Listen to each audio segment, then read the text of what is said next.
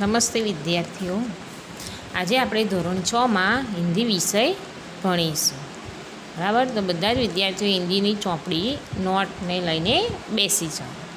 બરાબર. ગયા વિડીયોમાં આપણે સમજદાર નની પાઠ જોયો હતો અને એનું સ્વાધ્યાયનો અભ્યાસ જોયો હતો.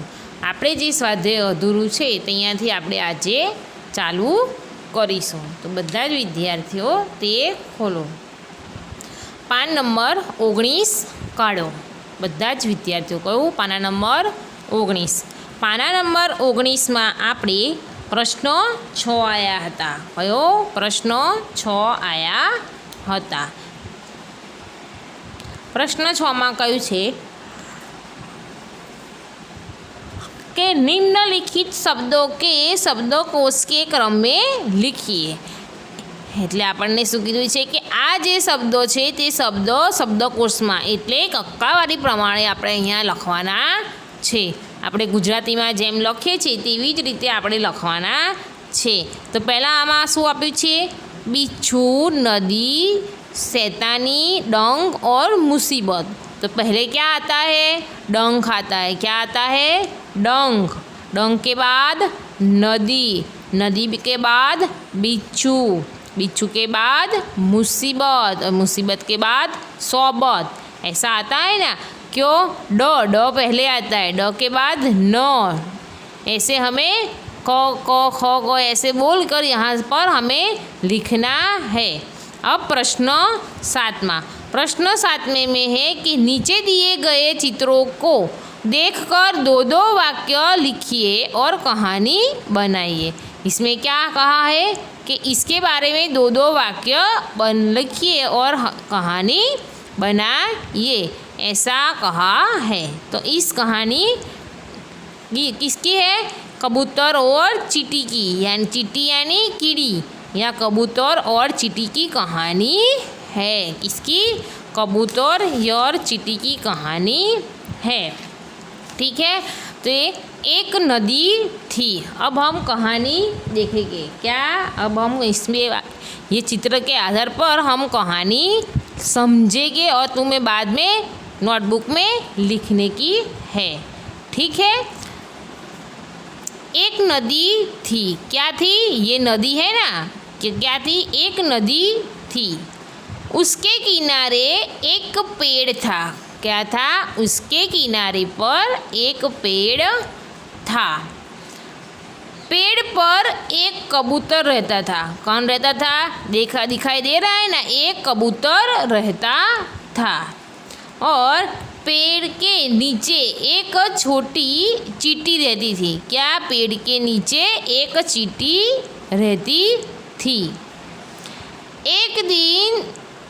एक दिन कबूतर ने चींटी को नदी के पानी में डूबते हुए देखा. क्या? वो चींटी थी ना, वो पानी दूसरे चित्र में दिखाई दे रहा है ना कि एक चींटी नदी के पानी में डूबते हुए दिखाई दे रहा था.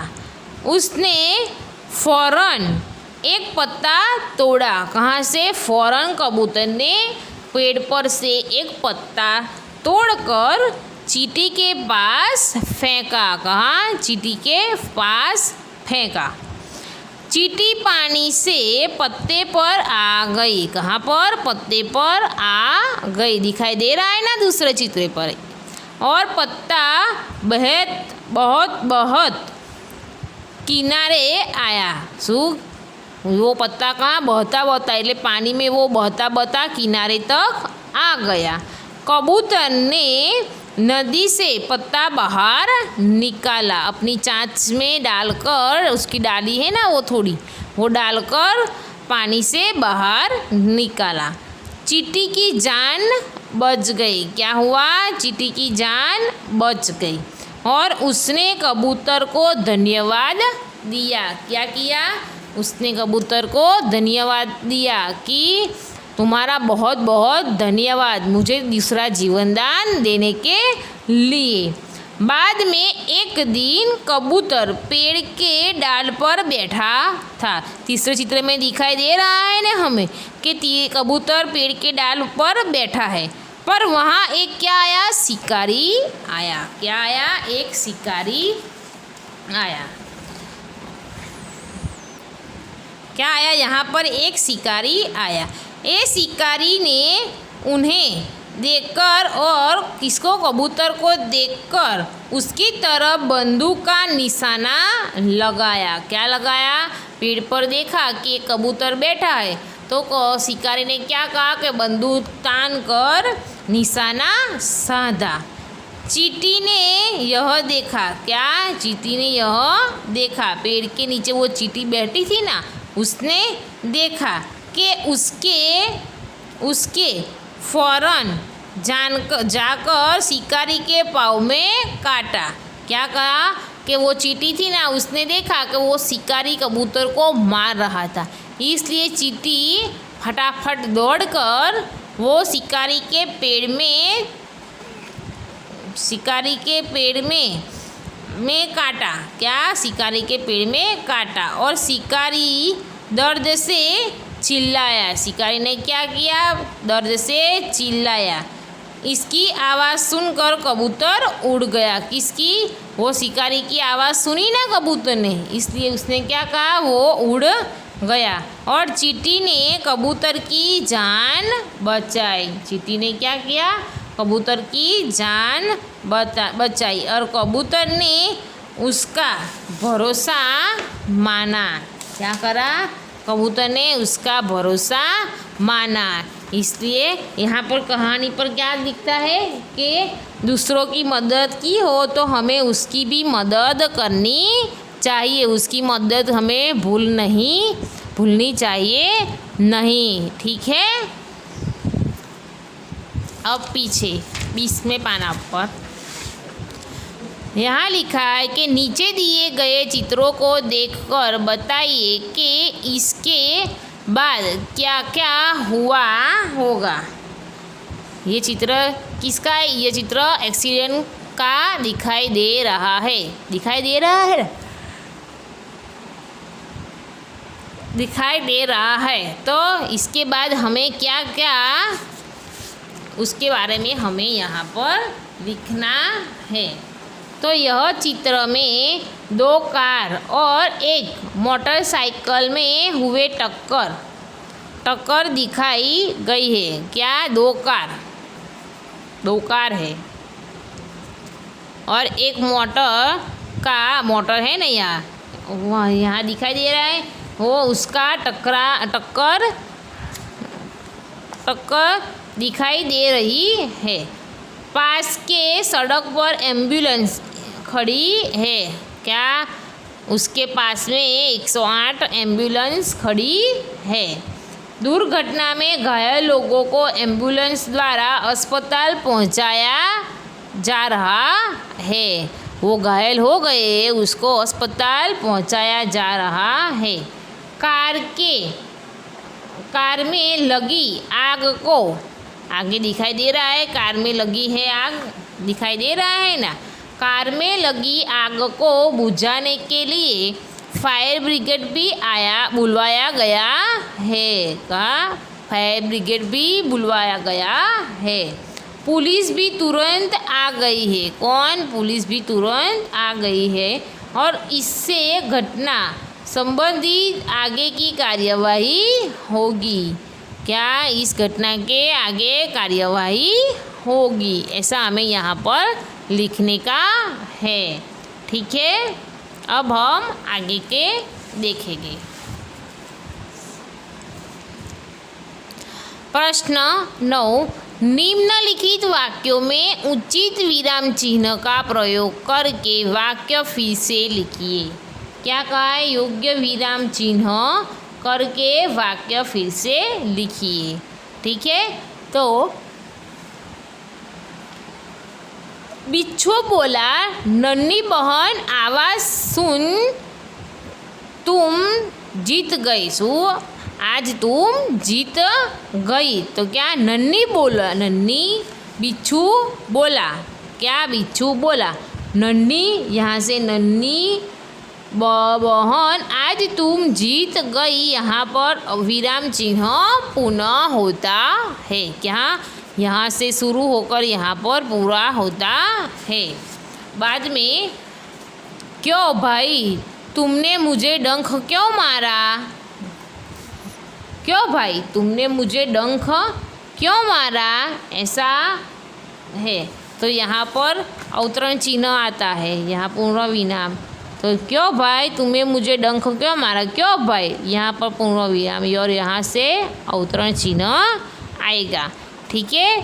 तीसरा, बिच्छू भाई ठीठी क्यों गए डंक मारो, શું કહે છે बिच्छूभाई ठीठी क्यों गए डंक मारो, यहाँ से यहाँ पूरा अवतरण चिन्ह है। भलाई करना मेरा स्वभाव है, क्या, भलाई करना मेरा स्वभाव है। यहाँ पर प्रश्नार्थ चिन्ह आता है। बिच्छूभाई ठिठक क्यों गए, डंक मारो ना, और बाद में छेले के बाद वाक्य पूर्ण होने के बाद हमें लिटी करने की है। हम गुजराती में स्टॉप करते हैं ना, ऐसे हिंदी में हमें क्या लिटी है, पूरी लिटी करने की है। ठीक है। अब बहन मुझे बचा लो, क्या, बहन मुझे बचा लो, वो पूरा वाक्य अवतरण चिन्ह में ही आता है, विराम चिन्ह में, और यहाँ अवतरण चिन्ह भी करने का है। ठीक है। अब हम आएंगे प्रश्न 10। क्या, प्रश्न 10, निम्नलिखित परिच्छेद को पढ़कर उसके नीचे दिए गए प्रश्नों के उत्तर लिखिए। क्या कहा है, ये फकरा है ना, हमें समझना है, एक बार पढ़कर समझना है, उसके बाद ये प्रश्न के जवाब दिए गए हैं, वो प्रश्न के उत्तर हमें यहाँ पर देने के हैं। तो पहले हम पढ़ेंगे। देवताओं का अभिवादन स्वीकार करने के पश्चात ब्राह्मण जी ने उनके कुशल मंगल पूछने का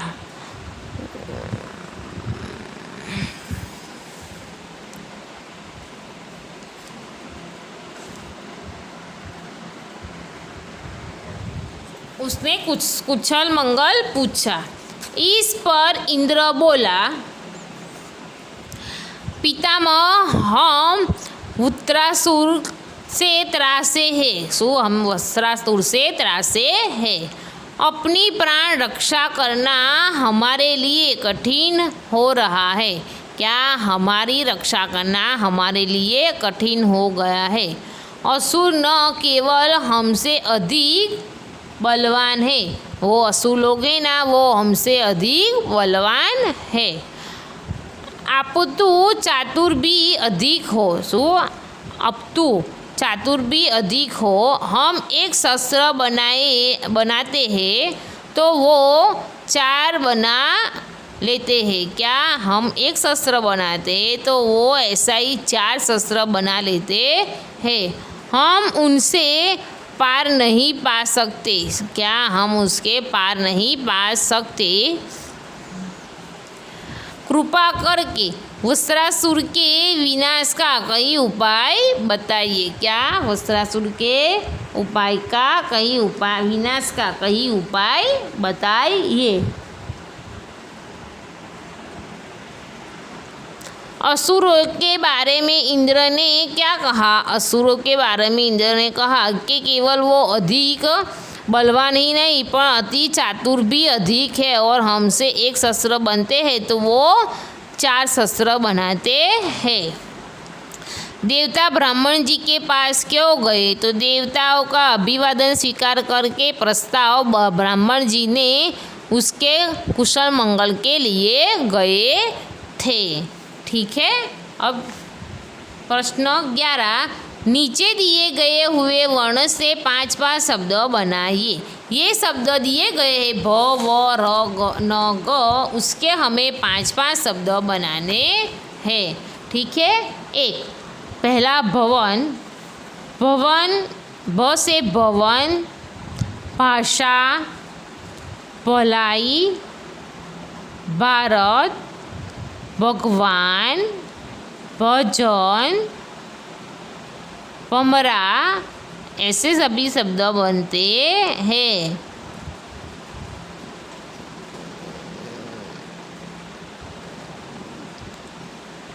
दूसरा वजन, व्याज, वेश, विकास, वैर आदि शब्द होते हैं। र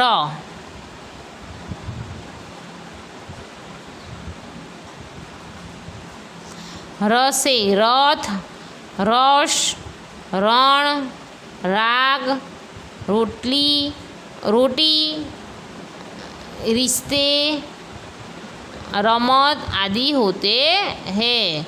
न से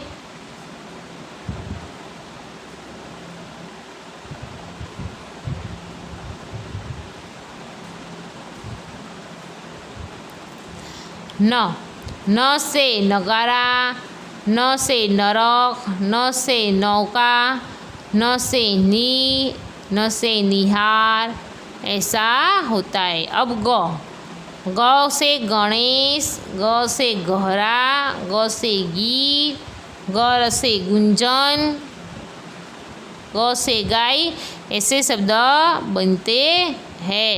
ठीक है, अब हम आगे भाषा सज्जता देखेंगे। क्या भाषा सज्जता?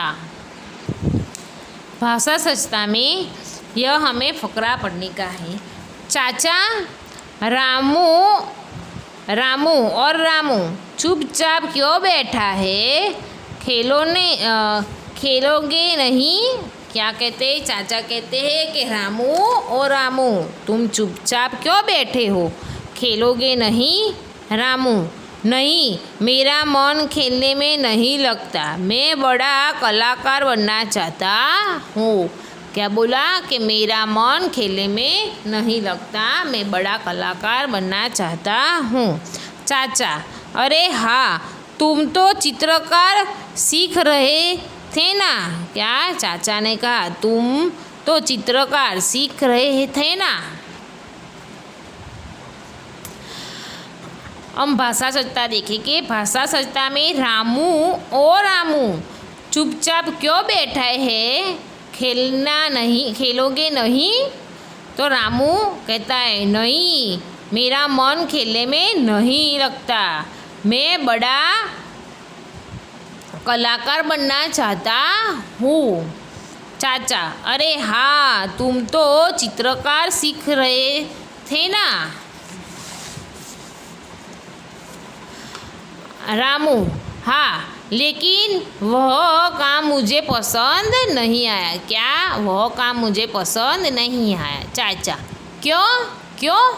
रामू एक दिन मैंने डॉक्टर गोलीवाला के दीवार पर भैंस का चित्र बनाया था। किसका? भैंस का चित्र बनाया था। उन्होंने माँ से मेरी शिकायत कर दी। क्या किया? उन्होंने मेरी माँ से शिकायत कर दी। चाचा अच्छा तो यह बात है क्या? अच्छा तो यह बात है। रामू चाचा जी आप चित्रकार कैसे बनी गई? इस वार्ता में रामू के स्थान पर मैं, तुम, मैंने और डॉक्टर गोलीवाला के स्थान पर उन्हें तथा चाची जी के स्थान पर आप प्रस्तुत हुए हैं जो कि सर्वनाम शब्द है। इस प्रकार संज्ञा के स्थान पर प्रस्तुत होने वाले शब्द को सर्वनाम कहलाते हैं। इस फकरे में हमें यहाँ पर जहाँ पर लीटी की गई है ना, उसे क्या कहते हैं? सर्वनाम कहते हैं। दिखे कि नीचे लिखे हैं पढ़े और समझे ऐसे ही शब्द। आप कहाँ जा रहे हो? तो आपके नीचे लीटी की गई है, वो सर्वनाम है। चलो हम स्कूल चले, वो क्या है? सर्वनाम है। आओ तुम नदी पहाड़ खेलोगे, हम, ये है ना, वो सर्वनाम है। तुम्हें मेरी कविता अच्छी लगी? क्या? तुम्हें मेरी कविता अच्छी लगी? मेरे नीचे अंडरलाइन की है ना, वो उससे क्या कहते हैं? सर्वनाम। दाल में कुछ बड़ा हुआ है। दाल में कुछ पड़ा हुआ है, तो कुछ वो क्या है? सर्वनाम है। मैं तो बहुत प्रभावशाली हूँ। तो क्या मैं है वो शब्द क्या है? सर्वनाम। उसे तो बस हंसना आता है। क्या? उसे तो बस हंसना ही आता है। वो क्या है? वो भी सर्वनाम है। वह अपने आप बड़ा होने लगा है। तो वह क्या है? सर्वनाम। उपरयुक्त वाक्यों में रखा की गई शब्द सर्वनाम है। वाक्यों के इन शब्दों का प्रयोग संज्ञा में बदलते हुए है। क्या? उसे संज्ञा में भी बदल सकते हैं। अब हम नीचे देखेंगे सर्वनाम के रूप में प्रयुक्त होने वाला शब्द। सर्वनाम में किन किन शब्दों प्रयोग होता है वो यहाँ दिखाई दे। मैं, हम, मेरा, हमारा, मुझे, हमें, मुझमें, मुझसे, मेरे लिए, हमसे, हमारे लिए, तू, तुम, तुम्हारा, आप, आपका, आपसे, आपको, तुम्हें, तुम्हारी, तुम्हारे, तेरे, मुझे, वह, वे, उसे, उनका, उन्हें, उनसे, उनकी, उसकी, उससे, उनकी, उनके, ये, इसे, उसको, उन्हें, इनका, उनसे, उनके लिए, कौन, किसने, कुछ, क्यों, किसी, कब, कैसे, किसको, किससे, क्या, जैसा, वैसा, स्व, आप, खुद, स्वक्त। बराबर। ये शब्द है, ये शब्द सर्वनाम के रूप में दिए गए हैं। तुम्हें पूछे कि सर्वनाम वाक्य में जहाँ भी सर्वनाम के प्रयोग किए गए वहाँ अंडरलाइन की हो, तो ये सारे शब्द दिखाई दे रहे हैं, यहाँ पर हमें अंडरलाइन करने की है। ठीक है, सबको समझ में आया ना? हम आगे देखेंगे। आगे क्या है? इतना ही जानिए। सुके इतना ही जानिए। कुछ संयुक्ताक्षर ऐसे हैं कि जिसका विश्लेषण हम कभी कभार गलत करते हैं। जैसे सिद्ध में दू और द जुड़े हुए हैं, फिर भी हम दोहरा द्व समझते हैं। ऐसी गलती दूर करने शुद्ध उच्चार एवं शुद्ध लेखन तुम्हें यहाँ ऐसे संयुक्ताक्षर दिए गए हैं जिसका अध्ययन कीजिए। यह शब्द है ना, उसका हमें अध्ययन એટલે समझना है। उदाहरण के अनुसार उसके शब्द अपनी किताब में से ढूंढकर लिखिए। क च क्ष એટલે કક્ષા, ક્ષ મા એમ, જ જ જ્ઞ જ્ઞાન વિજ્ઞાન, ક્ર વત્તા ર ક્ર ક્રમ ક્રિયા, દ્વ વત્તા સ બરાબર દ્વ વિદ્રાન દ્વાર, દ્વ સ દ્વ વત્તા દ્વ તદ્દન રાજ ગાદી, द्व वत्ता य भ्रह्य श क्र वत्ता र वत्ता म कर्म, श वत्ता च क्ष आश्चर्य पश्चाताप, स वत्ता र स्र श्रावण श्रेष्ठ, त्व वच्चा र त्र त्रस्त्र त्रिभुज, त्र वत्ता र वत्ता ट्र राष्ट्र ट्रक, द्व वत्ता ध युद्ध प्रसिद्ध, द्व वत्ता म पद्म छन्म, ह वत्ता रु ह हृदय अपृहत, क्र वत्ता र वत्ता म कर्म, ऐसे ही धर्म। ठीक है। योग्यता विस्तार। पुस्तकालय में जाकर पंचतंत्र का हितोपदेश की अन्य कहानियाँ पढ़िए और कक्षा में सुनाइए। छात्रों के ऐसी अन्य कहानियों का सुनकर कक्षा में उसका नाट्यकरण करवाइए। यह हमें तुम सब स्कूल आते हो तो हम करवाएंगे। अब हम कहीं ऐसे हमें इसे करना नहीं है। अब हमें आगे जो चला वो सब को हमें क्या करना है, नोटबुक में लिखने का है। ठीक है, तो यहाँ पर हम समझदार नन्ही का स्वाध्याय पूर्ण होता है। यह सब हमें नोटबुक लिखने का है। क्या वो प्रश्न बाकी थे ना, 6, 7, 8, 9, 10, 11 और 10 और 11 ऐसे प्रश्न लिखने के, भाषा संस्था भी लिखने की है और पढ़िए और समझिए ये भी लिखने का है। और इतना जानिए वो भी हमें यहाँ पर लिखने का है। तो आज का लेसन यह सब है और यह सब क्या नोटबुक में लिखने का है। ठीक है, आज इतने तक ही रखेंगे और आगे हम गिनती बाद में अगले वीडियो में देखेंगे। ठीक है ना। अस्तु।